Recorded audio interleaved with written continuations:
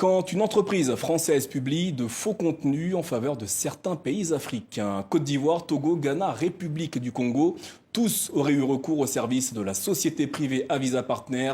Qui est derrière cette société? Y a-t-il eu manipulation de l'information?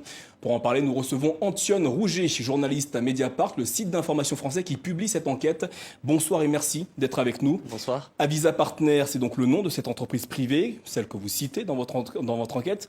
Quels sont ses domaines d'intervention? Alors c'est une agence française basée à Paris, mais qui a désormais développé une clientèle internationale et qui travaille, c'est une agence d'intelligence économique qui travaille à la fois sur des questions liées au renseignement privé et aussi sur la réputation, notamment la réputation en ligne d'un certain nombre de dirigeants ou de pays étrangers, notamment dans la presse francophone. Et ce dont nous sommes aperçus à travers cette enquête, c'est que cette agence, l'un des moyens qu'elle a utilisé pour mener à bien ses missions d'influence, c'est notamment la création de faux profils dans des espaces participatifs en ligne, sur Internet, sur les réseaux sociaux, permettant de diffuser des opinions sous couvert de citoyens indignés, d'experts en géopolitique, etc., alors qu'il s'agissait en réalité de petites mains de cette entreprise et de ses prestataires qui étaient mandatés par des clients et qui répondaient simplement à des commandes. Alors justement, les petites mains, on y reviendra un peu plus tard, mais de quelle façon cette société a-t-elle manipulé des informations comme vous l'affirmez dans votre enquête?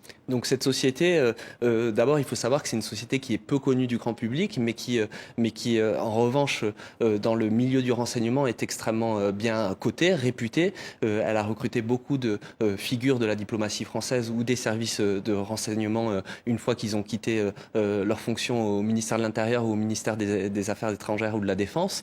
Et donc elle a pu bénéficier ainsi d'un certain nombre de contrats, à la fois avec des grandes sociétés françaises, des multinationales et des dirigeants et des États extrêmement importants. Donc elle a une assise en termes de clientèle et grâce aux témoignages notamment de personnes qui sont à l'intérieur, on a découvert que l'une des missions de cette société, c'était de créer des faux contenus, donc c'est-à-dire avec des signatures qui ne correspondaient pas à des identités réelles, avec des articles parfois infondés, avec des informations qui n'étaient pas sourcées, pas vérifiées, etc., et qui avaient vocation à influer sur l'opinion d'un certain nombre d'événements, notamment dans des pays étrangers. Gérer son image et la réputation du personnel politique ou d'un régime en place, c'est autre chose que de cautionner des pratiques visant à diffuser des intox dans la presse francophone, et on n'a pas la réponse sur le degré de connaissance des clients. Autre nom cité dans votre enquête, celui de Dominique Nouvian Ouattara, la première dame de Côte d'Ivoire, qui a recours à Avisa Partner depuis 2011. Là aussi,